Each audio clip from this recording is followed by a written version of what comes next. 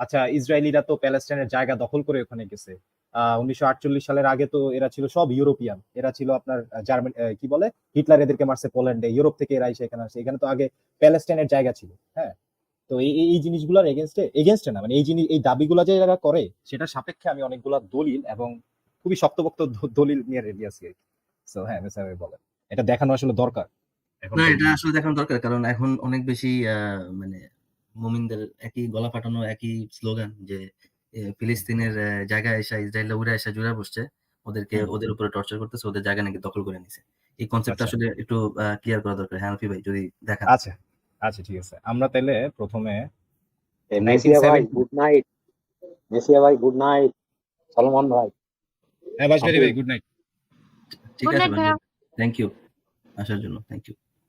আচ্ছা, আমরা প্রথমে 1917-এর মানে 1917 সালের বেলফোর্ট ডিক্লারেশন নামে একটা ডিক্লারেশন আছে, সেটা হচ্ছে প্রথম বিশ্বযুদ্ধের পরে পরে ওই অঞ্চলটা, এই যে জায়গাটা এখন ইসরায়েল, এই অঞ্চলটা হচ্ছে ব্রিটিশদের আন্ডারে আছে। ব্রিটিশরা যেহেতু কলোনিয়াল এন্টিটি, ব্রিটিশদের আন্ডারে এই অঞ্চলটা আসে। তো ব্রিটিশ একজন লোক, সে হচ্ছে বেলফোর্ট ডিক্লারেশন নামে একটা ডিক্লারেশন আছে, সেটা আমরা আগে একটু দেখে নিই, just just the picture of it, তারপরে আমি এটা টেক্সটে কি বলছে সেটা দেখাচ্ছি। এটা হচ্ছে একটা এক পৃষ্ঠার চিঠি। হ্যাঁ, এটা হচ্ছে 1917 সালে। এই যে আপনি যদি ডেটটা খেয়াল করেন, 1917 সালের 2 নভেম্বরের বেলফোর্ট ডিক্লারেশন।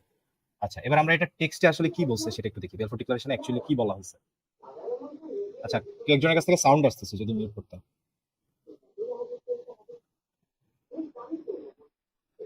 এটা মানে জ্যাকব ভাই, জ্যাকব ভাই। আচ্ছা, জিহাদ নামের একজন যুক্ত আছে, জ্যাকব না, জিহাদ ভাই একটু কথা বলেন তো। আচ্ছা, জিয়াদ ভাই বলেন। জিহাদ ভাই কথা শুনতে পাচ্ছেন? ব্যাকগ্রাউন্ড নয়েজ আসতেছে, কথা বলতেছে না। হ্যাঁ, সাইলেন্ট জিয়াদি। আচ্ছা, আমরা তাহলে বেলফোর্ট ডিক্লারেশনের যে ইয়াটা আছে, যে টেক্সটটা, ওই যে যে চিঠিটা আমরা মাত্র দেখলাম, এই চিঠির মধ্যে আসলে বেসিক্যালি কি বলছে, এই যে 2 নভেম্বর 1917, এখানে দেখেন, ডিয়ার লর্ড রথচাইল্ড। এই লর্ড রথচাইল্ড হচ্ছে জিউস একজন লিডার ছিল। এখানে বলছে, I have much pleasure in conveying to you on behalf of his Majesty's government the following declaration. তো রথচাইল্ডকে বলতেছে যে ব্রিটিশ যে গভর্নমেন্ট আছে, হিজ মেজেস্টি বলতে কিং কে বোঝানো হয়, কিং এর একটা মেসেজ আপনার এই যে বেলফোর পৌঁছা দিচ্ছে। এখন কিং এর মেসেজটা আমরা দেখি, এই যে এখানটায় আমি হাইলাইট করে দিচ্ছি। কিং এর মেসেজটা হচ্ছে, his Majesty's government view the favour the establishment in Palestine of a national home for the Jewish people. আচ্ছা, এখানে আপনাদের বুঝতে হবে যে ওই যে ল্যান্ডটা, ওই ল্যান্ডটাকে বলা নাম দিছে, ওই ল্যান্ডটাকে বলা হয়তো প্যালেস্টাইন। এই প্যালেস্টাইন, কিন্তু খুবই ইন্টারেস্টিং বিষয় হচ্ছে এখানে বলা হচ্ছে যে ওই প্যালেস্টাইন জায়গাটা দেওয়া হবে কাদেরকে, এই national home for the Jewish people, মানে যারা ইহুদি আছে তাদেরকে ওই প্যালেস্টাইন জায়গাটা দিয়ে দেওয়ার জন্য ব্রিটিশ যে রাজা আছে, সে এই মেসেজটা দিচ্ছে রথচাইল্ডকে। এবং এই ব্রিটিশদের এখানে এই অধিকারটা কে দিছে, যেহেতু ফার্স্ট ওয়ার্ল্ড ওয়ারের পরে ওই অঞ্চলটা ব্রিটিশদের আন্ডারে চলে আসছে, যেরকম আমরা আমরা ছিলাম আপনার বাংলাদেশ, পাকিস্তান, ইন্ডিয়া ব্রিটিশদের আন্ডারে ছিল। তাইলে আমরা দেখতেছি এখানে, উম, আচ্ছা, এখানে আমরা দেখতেছি যে ব্রিটিশ গভর্নমেন্ট থেকে প্যালেস্টাইন নামক জায়গাটা ইহুদিদেরকে তাদের ন্যাশনাল হোম বানানোর জন্য দেয়া হয়েছে। কোথায়? বেলফোর্ট ডিক্লারেশন। এটা হচ্ছে 1917 2 নভেম্বর। আচ্ছা, এই ডিক্লারেশনটা দেওয়ার পরে তাহলে মোটামুটি জুইশদেরকে ওই অঞ্চলে অনেক দিন ধরেই আপনার ইয়া ছিল, দাবি ছিল, এটা তাদের হোমল্যান্ড। এবং হিস্ট্রিক্যালি যদি আমরা যাই, 4,000 বছর ধরে জুইশদের, 4,000 3,500 বছর ধরে জুইশদের এখানে অস্তিত্ব পাওয়া যায়। আচ্ছা, এবার আমরা দেখি আহ, এই বেলফোর্ট ডিক্লারেশনের কন্টিনিউয়াস একটা ডকুমেন্ট। সো 1917 সালে, আপনারা এই জিনিসটা একটু স্পট রাখবেন যে 1917 সালে আমরা একটা ডকুমেন্ট পাইলাম যেখানে জুইশদেরকে বলা হচ্ছে যে হ্যাঁ, দে ক্যান, তাদের তাদের একটা ভূমি প্রতিষ্ঠা করতে পারবে এই প্যালেস্টাইন নামক জায়গাটায়। আচ্ছা, এবার আমরা আরেকটা ডকুমেন্ট দেখি, সেটা হচ্ছে যে জাতিসংঘের আগের নাম ছিল লিগ অফ নেশনস, আপনারা নিশ্চয়ই জানেন। আমি শেয়ার দিছি ইন্দ্রাণী ভাই, যদি ইন্দ্রাণী ভাই স্ক্রিনটা যদি শেয়ার করতেন।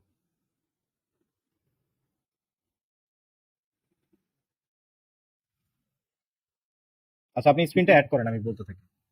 জাতিসংঘের আগের নাম হচ্ছে লিগ অফ নেশনস। তো লিগ অফ নেশনস থেকে এই যে বেলফোর্ট ডিক্লারেশন, এই বেলফোর্ট ডিক্লারেশনের কন্টিনিউয়াস প্রসেস হিসেবে এই বেলফোর্ট ডিক্লারেশনটাকে রেকগনাইজ করে লিগ অফ নেশনস থেকে একটা স্টেটমেন্ট দিছে, এবং এই স্টেটমেন্টটাকে বলা হয় ম্যান্ডেট ফর প্যালেস্টাইন।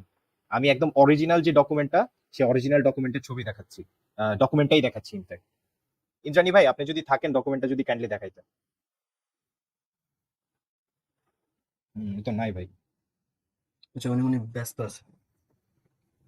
ওকে,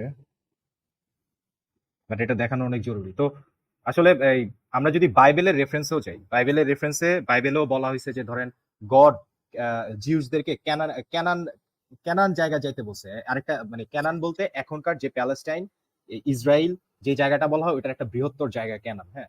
এবং এই প্রমিসটা গড ধরেন যে আব্রাহামকে করছে, আব্রাহামের পরের জেনারেশন করছে, তারপরের জেনারেশনকে করছে। এবং আর্কিওলজিক্যালি ওই অঞ্চলটাতে ইহুদিদের বসবাসের অনেক প্রমাণ পাওয়া যায়। আচ্ছা, আমরা তাহলে আগের ইয়াটাতে ফিরে আসি। এই লিগ অফ নেশনস, এটা হচ্ছে অরিজিনাল সেই ডকুমেন্টটা, ওটার স্ক্যান কপি আমি আপনাদের দেখাচ্ছি। লিগ অফ নেশন হচ্ছে জাতিসংঘের আগের নাম। তো লিগ অফ নেশন একটা ম্যান্ডেট ফর প্যালেস্টাইন নামে একটা ডকুমেন্ট রিলিজ করছিল। সেটা হচ্ছে কত সালে? সেটা হচ্ছে প্রবাবলি 1922 সালে। হ্যাঁ, এই যে ডিসেম্বর 1922 সাল। ওকে, তো দেখেন আমরা সেই ম্যান্ডেট ফর প্যালেস্টাইনে আসলে কি বলছে। এটা অনেক 12 পৃষ্ঠার একটা ডকুমেন্ট, বাট আমাদের যেটা দরকার আমরা দেখি। আমরা দেখলাম বেলফোর ডিক্লারেশনে ব্রিটেনের কিং হিজ মেজেস্টি বলতেছে যে জিউসদেরকে ওই অঞ্চলে একটা ন্যাশনাল হোম দেওয়ার জন্য। সেম কথা লিগ অফ নেশনের এই ডকুমেন্টে বলা হচ্ছে। দেখেন এখানে কি বলছে, এখানে পুরোটা আপনারা চাইলে পড়তে পারেন। এটা বলার পর এখানে বলছে war is the principal allied powers. এই অ্যালাইড পাওয়ার্স বলতে ওয়ার্ল্ড ওয়ার 1 এর পরের কথা বলতেছে। Have also agreed that the mandatory should be responsible for putting into effect the declaration originally made on November 2nd, 1917. অর্থাৎ এখানে বেলফোর ডিক্লারেশনের কথা বলা হচ্ছে যে যারা ম্যান্ডেটরি আছে তারা যাতে এই জিনিসটাকে ইফেক্টিভ করে by the government of his Britannic Majesty and adopted by set powers. আচ্ছা, এরপরে দেখেন এই যে হাইলাইট করা অংশটা, in favour of the establishment in Palestine of a national home for the Jewish people. মানে জাতিসংঘ থেকেই বলা হচ্ছে, বেলফোর ডিক্লারেশনের পরে জাতিসংঘ থেকেও বলা হয়েছে যে প্যালেস্টাইন নামক যে জায়গাটা আছে ওই জায়গাটাতে জুইশদের একটা ন্যাশনাল হোম যাতে প্রতিষ্ঠা করা হয়। আচ্ছা, এরপরের প্যারাটা যেটা হাইলাইট করা সেটা যদি আমরা দেখি, এখানে বলা হচ্ছে যে whereas recognition has thereby been given to the historical connection of the Jewish people with Palestine। অর্থাৎ বলা হচ্ছে যে হিস্টোরি, আমি একটু আগে যে কথাটা বললাম যে থাউজেন্ডস অফ ইয়ার্স ধরে ওই অঞ্চলটাতে জেরুজালেম এবং আশেপাশে যে অঞ্চলটা আছে এই অঞ্চলটাতে যে ইহুদিদের অস্তিত্ব পাওয়া যায় এবং ওদের দাবি যে আছে ওই ল্যান্ডটাতে, এই ডকুমেন্টটা দিয়ে সেই দাবিটাকেও রেকগনাইজ করা হয়েছে যে has thereby been given to the historical connection of the Jewish people with Palestine। মানে প্যালেস্টাইনের সাথে জুইশ পিপলদের যে হিস্টোরিক্যাল কানেকশন আছে সেটাকেও তারা রেকগনাইজ করছে। and to the grounds for reconstituting their national home in that country। অর্থাৎ যে 1922 সালে যে অঞ্চলটা ছিল সেই অঞ্চলটাকে প্যালেস্টাইন বলা হয়তো, সেই প্যালেস্টাইন অঞ্চলটাতে ইহুদিরা যাতে তাদের নিজেদের হোম, ন্যাশনাল হোম প্রতিষ্ঠা করে সেটার লেজিটিমেসি দিছে কে? প্রথমে দিছে ব্রিটিশ গভর্নমেন্ট যাদের অঞ্চল আন্ডারে ছিল ওই অঞ্চলটা, তারপরে দিল হচ্ছে জাতিসংঘ। এবং এটা হচ্ছে ডকুমেন্টেশনাল কন্টিনিউটি। আচ্ছা, এরপরে আমরা যখন আপনার হলো সেকেন্ড ওয়ার্ল্ড ওয়ার হলো, সেকেন্ড ওয়ার্ল্ড ওয়ারের পর যখন হিটলার ইহুদিদের উপর কুচকাটা করলো, তারপর আসলো 1948 সালে জাতিসংঘ, ব্রিটিশরা জাতিসংঘকে বললো আচ্ছা ঠিক আছে, জুসরা বললো যে তোমরা তো আমাদেরকে প্রমিস করছিলা এই জায়গাটাতে আমাদেরকে একটা ল্যান্ড দিবা আমাদের রাষ্ট্র প্রতিষ্ঠা করার জন্য, তোমরা এখন তোমাদের সেই ল্যান্ডটা সেই প্রমিসটা রাখো। এরপর জাতিসংঘকে সেই দায়িত্ব দেওয়া হলো। জাতিসংঘ বললো আচ্ছা ঠিক আছে, ইসরায়েল তোমরাও কান্ট্রি প্রতিষ্ঠা করো এবং প্যালেস্টাইন তোমরাও কান্ট্রি প্রতিষ্ঠা করো, but Palestine never did that. আচ্ছা, এখন একটা যে দাবি করা হয় যে ইহুদিরা প্যালেস্টাইনের সব লোকজনকে সরায় দিয়ে, দেখবেন যে যখন বলা হয় নাকবা নামে একটা টার্ম ইউজ করা হয় যে 1948 সালে যখন ইহুদিরা কান্ট্রি প্রতিষ্ঠা করছে, নিজেদের স্বাধীনতা প্রতিষ্ঠা করছে, তখন তারা যত আছে প্যালেস্টাইনিয়ান আছে এদেরকে সরায় দিয়ে নিজেরা যায় জোর করে ওইখানে বসছে। আচ্ছা, তাইলে আমরা এখন ইসরায়েলের ডিক্লারেশন অফ ইন্ডিপেন্ডেন্সটা দেখি। মানে ইসরায়েল যখন ওদেরকে কান্ট্রি হিসেবে অ্যানাউন্স করছে সেই ডিক্লারেশন অফ ইন্ডিপেন্ডেন্সের মধ্যে ইসরায়েল বেসিক্যালি কি বলছে, আমি এই ডকুমেন্টটাও শেয়ার দিছি, ইন্দ্রানী ভাই যদি একটু দেখাইতাম। হ্যাঁ, এই যে জুম করে দিচ্ছি। ওকে, ইসরায়েলের ডিক্লারেশন অফ ইন্ডিপেন্ডেন্সের মধ্যে অনেক কিছুই বলছে। আচ্ছা, one of the main reason ওদের এই কান্ট্রিটা প্রতিষ্ঠা করা হচ্ছে the urgency of solving the problem of its homelessness. হ্যাঁ, মানে ইউরোপের মধ্যে যে জিউদেরকে অত্যাচার করা হয়েছে, 60 লাখ ইহুদিকে মারা হয়েছে, হিটলার মারছে, তাদের যে হোমলেসনেস আছে সেটারও একটা প্রবলেম সলভ হলো। পাশাপাশি ব্রিটিশরা যে তাদের কাছে প্রমিস করছিল যে এই ল্যান্ডটা তোমাদেরকে দেওয়া হবে, এবং জাতিসংঘ থেকে আমরা দেখলাম 1922 সালে বলা হয়েছে তোমাদেরকে এই ল্যান্ডটা প্রতিষ্ঠা করার সম্পূর্ণ রাইট দেওয়া হয়েছে এবং তাদের historical connection with this land recognise করা হয়েছে। এখন দেখেন এই ডকুমেন্টটা হচ্ছে ইসরায়েলের ডিক্লারেশন অফ ইন্ডিপেন্ডেন্স, তারা যে স্বাধীনতা ঘোষণা করছে সেই স্বাধীনতা ঘোষণার ইন্ডিপেন্ডেন্স ডকুমেন্ট। সেখানে আমরা একটা জিনিস দেখি, সেখানে ইসরায়েল বলতেছে this country it will be based on freedom, justice and peace. মানে ওরা বলতেছে এই কান্ট্রিটা প্রতিষ্ঠিত হবে ফ্রিডম, স্বাধীনতা, জাস্টিস এবং পিস, শান্তির উপরে। আচ্ছা, এখন আমরা দেখি সেই যে দাবিটা করা হয় যে প্যালেস্টাইনিয়ানদেরকে সরায় দেওয়া হয়েছে, এটা কতটুকু সত্যি। এখানে বলা হয়েছে it will ensure complete equality of social and political rights to all of its inhabitants irrespective of religion, race or sex it will guarantee freedom of religion. মানে এখানে রিলিজিয়ন কথাটা দুইবার বলছে, অর্থাৎ এরা এখানে বলছে যে ইসরায়েল উইল গ্যারান্টি এই অঞ্চলটাতে যারা বসবাস করবে তাদের ফ্রিডম অফ রিলিজিয়ন, অর্থাৎ তারা যে কোনো রিলিজিয়ন পালন করতে পারবে, তাদের রেসের ফ্রিডম, এবং পাশাপাশি যে কোনো সেক্সের হইলেও তাদের পলিটিক্যাল রাইট এবং তাদের এডুকেশন, ল্যাঙ্গুয়েজ, কালচার এগুলো প্রত্যেকটাকে করা হবে, প্রত্যেকটাকে তাদেরকে পারসিস্ট করা হবে এবং তাদের প্রিজার্ভ করা হবে। সবচেয়ে ইম্পর্টেন্ট যে পয়েন্টটা এখানটাতে আমরা দেখি, এই প্যারাটা হচ্ছে সবচেয়ে ইম্পর্টেন্ট পয়েন্ট। যে দাবিটা করা হয় যে প্যালেস্তিনিয়ানদেরকে সরায় দেওয়া হয়েছে, সেই দাবিটা এই লাইনটা দিয়ে ডিবাঙ্কড হয়ে যায়। এখানে বলা হয়েছে we appeal in the very mist of the onslaught launched against us. মানে 1948 এর আগে জিউসদের উপরে যে অত্যাচারগুলো করা হয়েছে সেটাকে এখানে মেনশন করা হয়েছে। To the Arab inhabitants of the state of Israel to preserve peace and participate in the upbuilding of the state. মানে এখানে বলা হচ্ছে যে ইসরায়েলের ওই ল্যান্ডটাতে বা প্যালেস্টাইনের যে ল্যান্ডটা ছিল, যেখানে ইসরায়েল তাদেরকে জাতিসংঘ থেকে যে ভূমিটা দেওয়া হয়েছে সেখানে তাদের কান্ট্রি প্রতিষ্ঠা করতেছে, সেখানে যে আরবরা ছিল, আরব ইনহেবিটেন্টস, তাদেরকে বলতেছে to preserve peace and participate in the upbuilding of the state. অর্থাৎ এই কান্ট্রিটা যাতে আপবিল্ড করতে পারি সেটাতে তোমরা পার্টিসিপেট করো। কিসের ভিত্তিতে? On the basis of full and equal citizenship. অর্থাৎ যেই আরবরা ওই অঞ্চলে ছিল, সেটা ইররেসপেক্টিভ অফ রিলিজিয়ন, মুসলিম টুসলিম যাই হোক, তাদেরকে ফুল এবং ইকুয়াল সিটিজেনশিপ দেওয়া হবে ইসরায়েলের ভিতরে, এবং তারা যাতে সেই ফুল অ্যান্ড ইকুয়াল সিটিজেনশিপটা নিয়ে পার্টিসিপেট করে টু বিল্ড দ্য কান্ট্রি। এবং তাদেরকে এটাও এসিউর করা হয়েছে যে due representation in all its provisional and permanent institution. শুধুমাত্র রাইটস দেওয়া হয়েছে এরকম না, যে কোনো যে ইনস্টিটিউশন গুলো আছে ইনস্টিটিউশন গুলোতে তাদের রিপ্রেজেন্টেশন রাখা হবে। আমার এতগুলা কথার বলার একটাই পয়েন্ট, যে আপনি দেখবেন যে 7ই অক্টোবরে ইসরায়েলের উপরে হামলার পরে ইসরায়েলকে নানাভাবে অ্যাটাক করা হয়েছে যে হ্যাঁ ইসরায়েল তো জোর করে অঞ্চলটা দখল করছে, ইসরায়েলের তো ওই ভূমিতে কোনো দাবি নেই। 1948 সালে কান্ট্রি প্রতিষ্ঠা করার আগে তো ওদের কোনো চিহ্নই ছিল না, ওরা ইউরোপ থেকে আইসে এখানে বসবাস করা শুরু করছে। কিন্তু আমরা এখন বেলফোর্ট ডিক্লারেশন, তারপরে জাতিসংঘ 1922 সালে, লিগ অফ নেশন 1948 সালে জাতিসংঘ, এই প্রত্যেকটা ডকুমেন্টেই দেখলাম যে ওই অঞ্চলটা আসলে ইহুদিদেরই ছিল। জাতিসংঘ থেকে রেকগনাইজ করা হয়েছে, ব্রিটিশদের থেকে রেকগনাইজ করা হয়েছে, এবং জাতিসংঘ থেকে 1948 সালে আবার রেকগনাইজ করা হয়েছে। ওদেরকে বলা হয়েছে যে তোমরা তোমাদের কান্ট্রি প্রতিষ্ঠা করো। এবং শেষমেশ কান্ট্রিটা প্রতিষ্ঠা করার পরে ইসরায়েল আসলে কোন মোরাল গ্রাউন্ডের উপর প্রতিষ্ঠা করছে সেটা আমরা তাদের ডিক্লারেশন অফ ইন্ডিপেন্ডেন্স থেকে দেখলাম, যে তারা বলতেছে যে তোমরা আমাদের অঞ্চলে যারা যারা আরো বাসো, তোমাদেরকে কোথাও চলে যাওয়া লাগবে না, তোমরা আমাদের এই কান্ট্রিটা, যেহেতু নতুন কান্ট্রি, বিল করতে আমাদের হেল্প করো, কারণ আমরা চাই এই অঞ্চলে যারা থাকবে সবার ফ্রিডম অফ স্পিচ থাকবে, সবার ফ্রিডম অফ রিলিজিয়ন থাকবে, এবং এই কান্ট্রিটা প্রতিষ্ঠিতই হয়েছে ফ্রিডম এন্ড পিসের উপরে। এবং এই জিনিসটা তোমরা করো on the basis of full and equal citizenship. তোমাদেরকে ফুল এবং সমান সিটিজেনশিপ দেওয়া হবে, এবং নট অনলি দ্যাট, তোমাদেরকে আমাদের যে ইনস্টিটিউশন গুলো আছে ওই ইনস্টিটিউশন গুলোতেও তোমাদের রাইটস দেওয়া হবে। এত কিছুর পরেও যখন আয়সা বলবে যে অঞ্চলটাতে জিউরা উড়ে এসে জুড়ে বসছে, আমার মনে হয় দাবিটা আর, এই ডকুমেন্ট গুলো দেখানোর পরে দাবিটা আর খাটে না। কারণ আমরা দেখতেছি যে 1917 সাল থেকে শুরু করে ডকুমেন্টেশনাল কন্টিনিউটি আমরা দেখতেছি, যে একদম লেজিটিমেট ডকুমেন্ট ব্রিটিশ গভর্নমেন্ট থেকে, ইউএন থেকে, লিগ অফ নেশনস থেকে। সো এটাই, এই ডকুমেন্টস গুলো দেখানোর দরকার ছিল।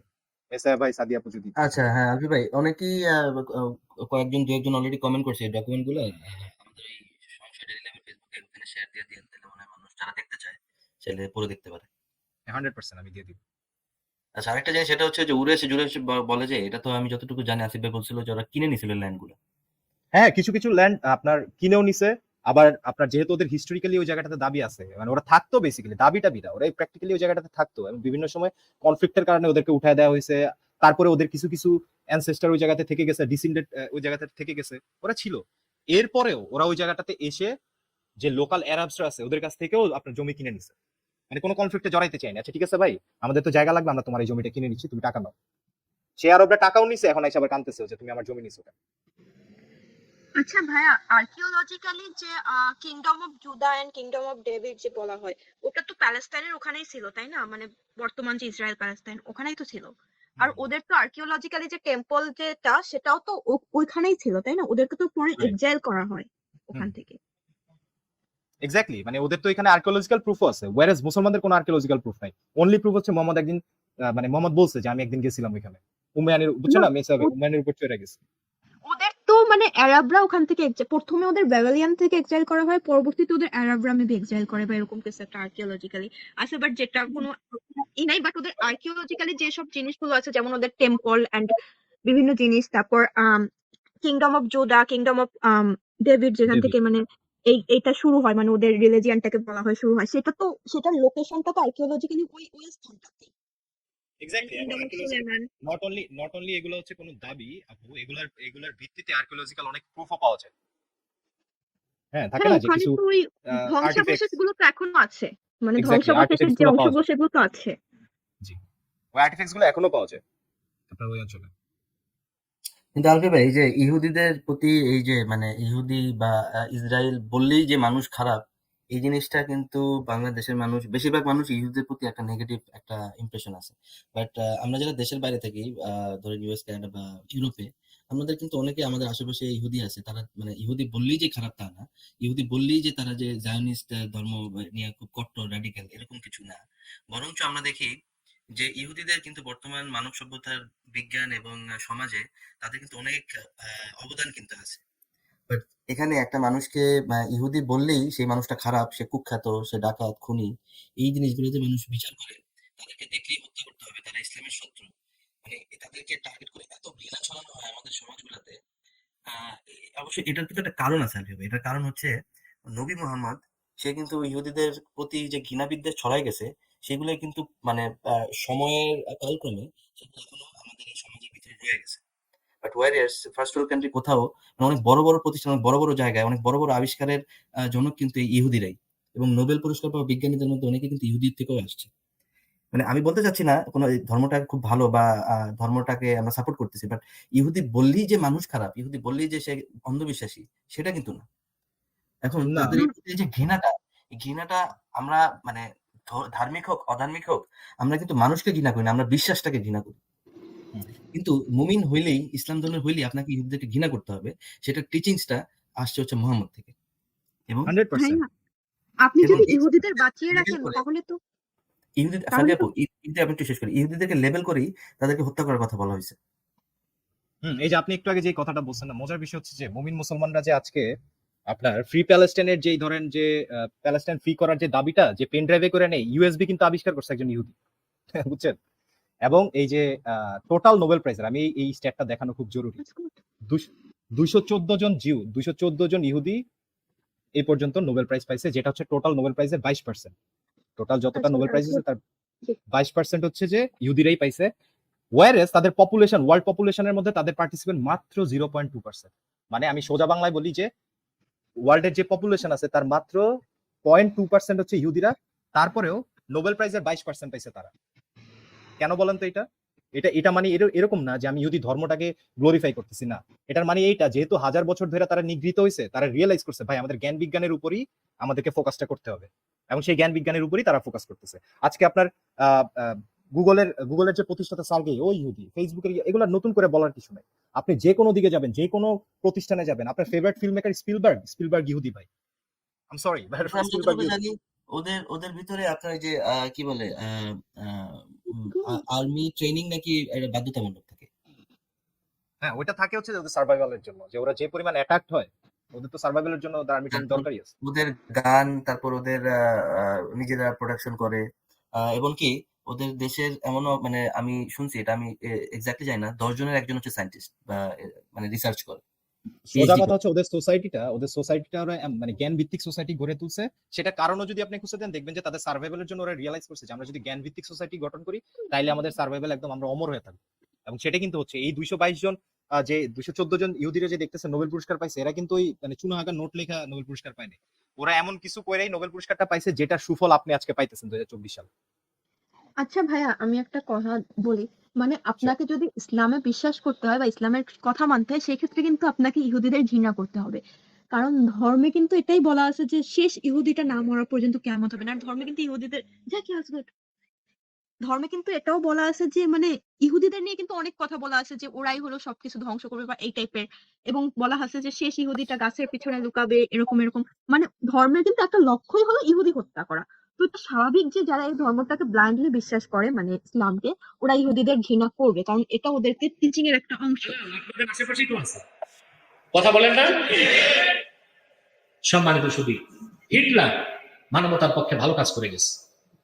ইউরোপে প্রচুর পরিমাণ ইহুদিকে আপনার সাইজ করে গেছে, প্রায় 70 লক্ষ ইহুদি।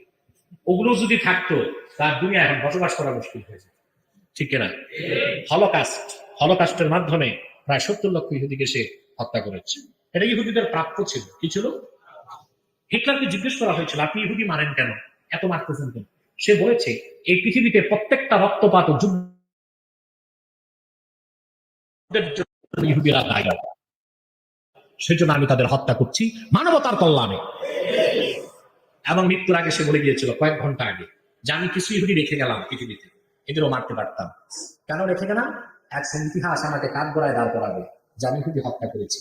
সেই দিন ইতিহাসের কাঠগড়ায় আমাকে যখন দাঁড় করাবে হিটলারকে, সেদিন পৃথিবীর মানুষ আমার পক্ষে জবাব দিবে যে না, কিছু ইহুদি যে রেখে গেছে, এদের কাজকর্মে মানুষ বলবে যে না, হিটলার খুব একটা মন্দ কাজ করে নাই, মোটামুটি ভালো কাজই করে গেছে। আমরা তো তাই বলতে বাধ্য। কথা বলেন না? এই দর্শকবৃন্দরা তো এখন হিটলারও ভালো মানুষ নাকি? দর্শকবৃন্দরা জাস্ট আপনারা যারা বুঝতে পারেননি, আমরা স্ক্রিনে একটা শুয়োরের বাচ্চাকে দেখলাম। সে অনেকক্ষণ ঘ্যাত ঘ্যাত ঘ্যাত ঘ্যাত করে গু খাচ্ছিল এবং সেগুলো উগলাচ্ছিল। তো নেক্সটে যদি কোনো এই ধরনের শুয়োরের বাচ্চাকে আপনারা দেখেন, মানে তাকে দেখলে একটা ছেঁড়া জুতা উড়ি মারেন। Thank you. না, ইহুদিরা এখন ভালো হয়ে গেল, চিন্তা করছেন? আর বাই দ্য ওয়ে মেসায়া ভাই, সিরকা খাইতে খাইতে চোখ একটা বন্ধ হয়ে গেছে, কিন্তু খেয়াল করছেন? আমি না এটাই ভাবতেছিলাম যে মুখটা এরকম বেঁকা মারা কেন, মানে এরকম একটা জোক আছে না, ওর মুখটা কেমন যেন বেঁকা, ভাল লাগে না, এরকমই একটা মানে ওর না মুখটা না ছিল। না, ও ফতোয়া দিছিল মদের মধ্যে যদি আপনি একটু লবণ দেন, বুঝছেন, তাইলে ওটার মদ থাকবে না, ওটা হয়ে যাবে সিরকা, তখন ওটা হালাল। তো সিরকা প্রচুর খায় ফেলছে, তো তাই একটু বাঁকা হয়ে গেছে আর কি। ওরা দেখলে বোঝা যাবে ভাই প্রচুর ড্রিঙ্ক করে, পেটের যে অবস্থা। সিরকা খোর আব্বাসি। আচ্ছা, আর কয়েকটা রেফারেন্স দেখাতাম, ইন্দ্রাণী ভাই কি আছে নাকি? দেন দেন, উনি অ্যাড করে দিবে, আপনি শেয়ার দেন, দেখা দিবে।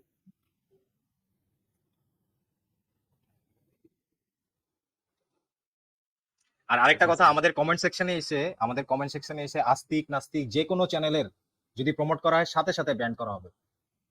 না না না, দেখ দেখ ভাই, দেখ সমস্যা নেই। আচ্ছা দেখ, আচ্ছা দেখা যেতেছে নবী, এই যে একটু আগে যে ইয়াটার কথা থ্যাংক ইউ বললো ভাই, হ্যাঁ এই হাদিসটা বের করছেন, ভালো হয়েছে। রাসূল ইসলাম ইরশাদ করেছেন, এটা হচ্ছে আপনার রিয়াজুস সালিহিন, সহিহ হাদিস। আবু হুরায়রা রাদিয়াল্লাহু থেকে বর্ণিত, রাসূল ইসলাম ইরশাদ করেছেন, কিয়ামত সংঘটিত হবে না যে পর্যন্ত মুসলিমরা ইহুদিদের বিরুদ্ধে যুদ্ধ না করবে। এমনকি ইহুদি পাথর ও গাছের আড়ালে আত্মগোপন করলে পাথর ও গাছ বলবে, হে মুসলিম, আমার পিছনে ইহুদি রয়েছে, এসে হত্যা করো। কিন্তু তার কাজ এরূপ বলবে না, কেননা এটা ইহুদিদের গাছ। আচ্ছা, তবে নবীজি আসলে মরার আগেও এটাও বলে গেছে যে কি বলে, এই মদিনা আমার মতে উপত্যকা থেকে মেসায়া ভাই, ইহুদি আমার মতে খ্রিস্টানদেরকে, এই যে হুম, আরেকটা একটু দেখাইনি, একটু সরি ভাই, হ্যাঁ হ্যাঁ, সহিহ sure, sure. মুসলিম 4442, জুয়াইর ইবনে হারব ও মোহাম্মদ ইবনু রাফি, জাবির ইবনে আব্দুল্লাহ রহমতুল্লাহ বলেন, আমার কাছে উমর ইবনু খাত্তাব বর্ণনা করেন যে তিনি রাসূল ইসলামকে বলতে শুনেছেন যে নিশ্চয় আমি ইহুদি ও খ্রিস্টান সম্প্রদায়কে আরব উপজাতি থেকে বহিষ্কার করবো, পরিশেষে মুসলমান ব্যতীত অন্য কেউ থাকতে দেব না। এই যে ইহুদিদের প্রতি কিছু ঘৃণা পোষণ করা আপনি গেছে, একটু উপরে হাদিসটাতে যাবেন, যেটা মাত্র পড়লেন। হ্যাঁ, এই যে হ্যাঁ। এটা একটু হাইলাইট করেন, পরিশেষে মুসলিম ব্যতীত অন্য কাউকে এখানে থাকতে দিব না, এটা যদি কাইন্ডলি একটু হাইলাইট করতে। এই যে এই কথাটা হচ্ছে জেনোসাইড, মানে জেনোসাইডের ইন্টেন্ট আমরা এই কথাটা থেকে পাচ্ছি, এথনিক ক্লিনজিং এর ইন্টেন্ট এখানে আমরা পাচ্ছি, কারণ ওই অঞ্চলটাতে অন্য যে কোনো যারা জাতি আছে বা রেস আছে ওদেরকে সবাই সরাই দিয়ে খালি মুসলিম থাকবে, তার মানে এখানে এথনিক ক্লিনজিং এর ইয়া পাচ্ছি। তার মানে এখানে এই ইনফ্যাক্ট মোহাম্মদের নিজের কথা থেকে আমরা প্রুফ পেয়ে গেছি, মোহাম্মদ একজন ethnic cleanser and genocidal mania. Thank you মেসাবে আগান। না এটাই, তারপরে আপনি দেখেন যে যে এখানে আপনার যে কথাটা বলছেন, এখানে আরো স্পষ্ট বলছে যে মুসলিম ব্যতীত অন্য কাউকে সে থাকতে দিবে না, ইহুদি খ্রিস্টান আরব উপজাতি থেকে বের করে দেব, আর কাউকে থাকতে দেবে না। এই যে অন্য ধর্মের প্রতি যে ঘৃণা, অন্য ধর্মের মানুষের কোনো রাইট নাই, অন্য ধর্মের মানুষ হচ্ছে আহ মানে সবচেয়ে নিকৃষ্ট, এগুলার হচ্ছে ফাইনাল হচ্ছে স্টেটমেন্ট হচ্ছে এগুলা তাদের প্রতি।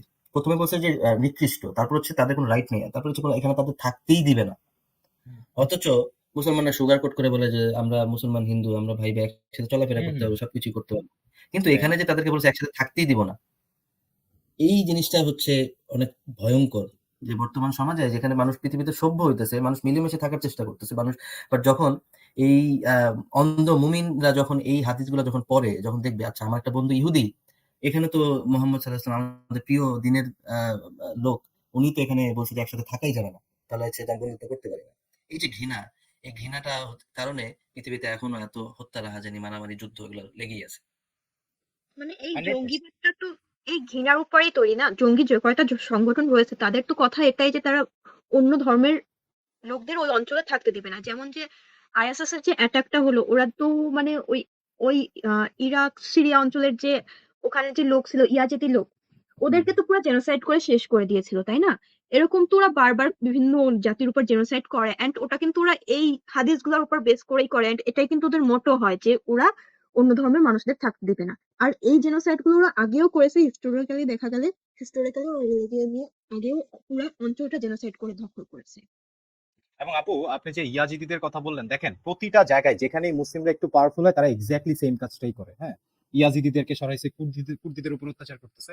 এখন আমরা এই যে প্যালেস্টাইনে যে কাহিনীটা দেখতেছি যে দিনী ভাই হামাসরা যেটা করতেছে, এটা হচ্ছে হামাসের চার্টার। আমি এটা অনেকবার দেখাইছি and I will show it again and again and again, কারণ এই কনফ্লিক্টটা, মানুষ মারার এই যে মহোৎসব, এটা করতেছে হামাস, এবং এটা দেখানো জরুরি। হামাসের চার্টার, গঠনতন্ত্র, আমি আপনাদেরকে দেখাইছি 1948 এর ইসরায়েলের গঠনতন্ত্র, যে রাষ্ট্র গঠনতন্ত্র গঠিত হয়েছে, সেখানে বলা হয়েছে যে এই রাষ্ট্রটা প্রতিষ্ঠিত হয়েছে ফ্রিডম পিস এটার উপরে।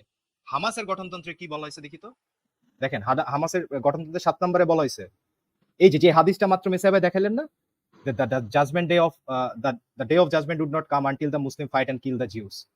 হামাসের গঠনতন্ত্রে বলা হচ্ছে, এই হাদিসটা মেনশন করে বলা হচ্ছে যে জিউসদের বিরুদ্ধে মানে প্রতিবাদ করার জন্য হামাসের গঠন করা হয়েছে। আচ্ছা, তারপরে এই যে এথনিক ক্লেন্সিং এর যে ব্যাপারটা, এই যে হামাসের 13 নম্বর ইয়াতে দেখেন, 13 নম্বর ক্লজটাতে দেখেন, এখানে কি বলছে, there is no negotiated settlement possible, jihad is the only answer, jihad is the only answer। মানে এখানে কোনো নেগোশিয়েট করে কোনো ইহুদিও থাকতে পারবে না, কেউ থাকতে পারবে না, এখানে শুধুমাত্র থাকবে কে, শুধুমাত্র থাকবে মুসলিমরা। কেন? জিহাদ ইজ দ্য অনলি আনসার।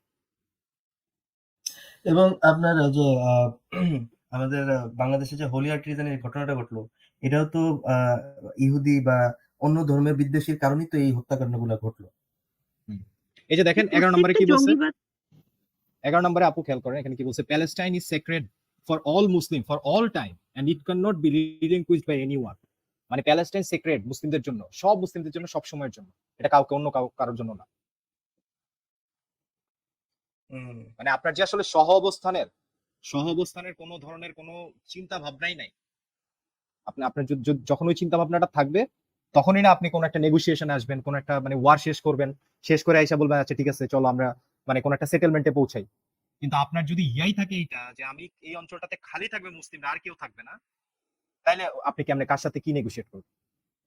আপনার ইয়া হলো, আর তাছাড়া এই হামাসের লক্ষ্য কিন্তু ইয়া করা না, প্যালেস্টাইনকে স্বাধীন করা না। এই যে দেখেন 1 নম্বর চার্টারেই বলছে যে Hamas as an Islamic resistance movement with an ideological program of Islam. আচ্ছা, এখন এই রেজিস্ট্যান্স মুভমেন্টের আইডিওলজিটা কি? a universal movement for what? A universal movement for what? For খিলাফত। তারা পৃথিবীব্যাপী খিলাফত প্রতিষ্ঠা করবে এবং এটার জন্য তারা প্যালেস্টাইনে এই মুভমেন্টটা করতেছে। হ্যাঁ হ্যাঁ, এটা তো মানে সেই আগের ঘটনাগুলোই, মানে আগেও ওরা যখন এই যে খলিফাতে ছিল তখন ওরা জেনোসাইড করলো। লাস্ট যেটা হলো যে আর্মানিয়ান জেনোসাইড, যেটা হলো টার্কিশ খেলাফতের যেটা লাস্ট হলো, পুরা এখনো হচ্ছে, আর্মানিয়ার যে বড় আজারবাইজান এখনো জাতিটা, করতেছে। হ্যাঁ কিন্তু সেটা তো অনেক বড় আকারে তখন করলো না। পুরো আর্মানিয়ান যে বড় একটা এথনিক গ্রুপ, পুরাটাই তো পুরো এখন এতটুকু হয়ে গেছে, সেটা তো আগে অনেক বড় ছিল। এগুলো তো মানে ওদের মেইন টপিকটাই তো এটা যে আমরা অন্যদের মেরে ধরে নিয়ে নিব। এখন যখন ওরা মার খাচ্ছে তখন ওরা হলো ভিকটিম কার্ড প্লে করে যে আমাদেরকে মেরে ফেললো, এই করলো সেই করলো। লিটারালি আমার একটা ফ্রেন্ড আমাকে মেসেজ দিয়ে বলতেছে যে মানে কোকা কোলা নিয়ে কথা, তো আমি বললাম যে বাংলাদেশের মানুষদের হেল্প করো না, প্যালেস্টাইনের জন্য কোকা কোলা খেয়ে ছেড়ে দিছো।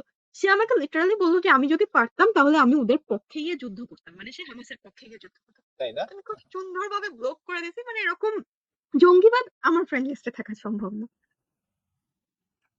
মানে আপনি যদি 7th অফ অক্টোবরের জিনিসগুলো দেখেন, 7th অফ অক্টোবরের যে ব্রুটালিটি, এই ব্রুটালিটি দেখার পরে আপনি যদি বলেন যে আমি হামাস, ইনফ্যাক্ট ইসরায়েলিরা হামাসের ভিকটিম না, শুধু দা হোল গাজার যত মানুষ আছে, যত বাচ্চা মরতেছে, যত যারা মরতেছে, এরা সবাই হামাসের ভিকটিম, কারণ হামাসের কারণে এরা মরতেছে। হামাস এদেরকে হিউম্যান শিল্ড হিসেবে ইউজ করতেছে। এর কারণ হচ্ছে আলফি ভাই, এর কারণ হচ্ছে তো বলাই আছে যে যুদ্ধের মধ্যে যদি নারী শিশু মারা যায় তাহলে এটাতে কোনো সমস্যা নেই। অবশ্যই, এবং হামাসের যে নেতা সেও বলছে এটা নেসেসারি স্যাক্রিফাইস।